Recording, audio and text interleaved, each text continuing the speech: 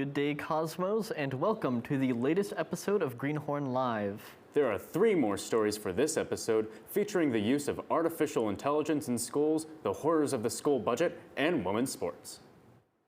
Artificial intelligence has been dreamt of since times of old, with stories of automatons enacting the will of mankind.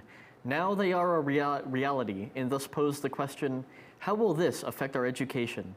Well, if you look at students using AI to help them with their homework or research papers, I would say it's getting to be about 20–30%. Well, I have had one student who I did have that happen with. It was pretty easy to identify. I've noted a couple students I have seen personally using websites like ChatGPT, and probably 15% of students use it regularly. And I know that we as a faculty and staff have talked about AI and how to police it, but also how to help people understand how to use it appropriately. I think that there could be room for using it as an editing tool. I'd say that our task force at the high school has been on hold in terms of how to best incorporate AI into curriculum at the high school. So I think that we could see that start to happen where, we interact with things and we might not even know that it's using artificial intelligence neural nets. I don't really know for sure how often it's being done. I have to believe it's being done sometimes. I think that it's going to change the way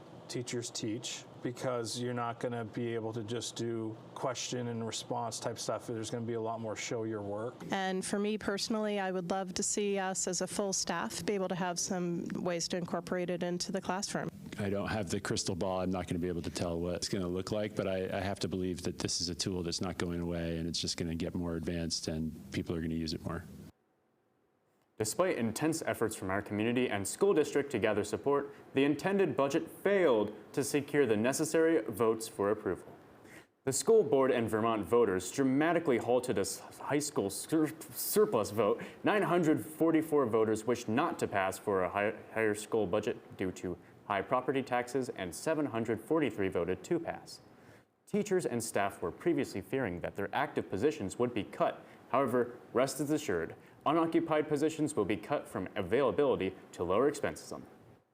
Well, it has a potential to impact myself and anybody else that works here based on what will the town eventually approve. And if they've already voted down a budget, does that mean that the school board now has to come up with another budget that's smaller, which means something has to get cut? Well, there are a lot of different ways that the budget had failed. I think the majority of the information coming out from the Department of Education and Montpelier really had a negative impact on all the budgets. 2/3 of the school budgets that were out to vote on actually failed in the state of Vermont.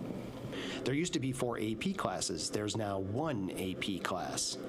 We don't have all of the social studies teachers we need. We don't have all the English teachers we need. We only have 1 foreign language teacher. And now you potentially are going to cut on top of the fact that we don't have everything we need? Yeah, I wouldn't say I was surprised. I was hopeful, and I was actually pleased that it only failed by the small number that it did. Administration makes recommendations to the board, but the board is a final decision body that crafts the final budget. And the first budget that went out was a really good budget as well and well thought out. So again, it's disappointing that it failed, but we have the right people at the table, and hopefully the second time it'll be successful. And off to the sports desk. Billie Jean King, Serena Williams, Caitlin Clark, and more. Trailblazers who paved the way for female athletes today. In honor of Women's History Month, Greenhorn Live did a deep dive into women's sports in and around Springfield High School. Being a woman in sports makes me feel empowered. It feels important because being part of a team isn't just being part of a team, it's being part of a family. It's always been a big part of my life, and it's influenced much of who I am today. My kids are into sports. Being a woman in sports makes me feel supported. We all become a community, and we all work together to help our own skills. I think it's cool because my sister also plays sports, and I like going to her games and watching it. Being a woman in sports feels good. It's very empowering. Back in the day, women didn't have, sports. It was not fair, honestly. But now, it's changed. I'm a big fan of that. It makes me feel good about myself because I'm like showing my potential of doing things, and makes me feel happy doing the things that I love. I can be there and be a part of a sport without feeling excluded. Being a woman in sports, I like it and it's a lot of fun.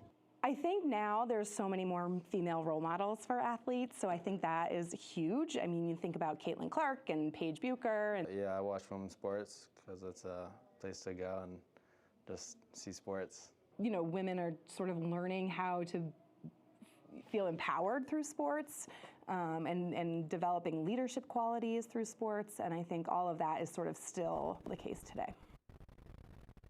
Happy Women's History Month. I'll see you next week. Back to you, Sasha and Keegan. Stay tuned to Greenhorn Live as we continue to bring you fresh perspectives. See you next time. Signing off.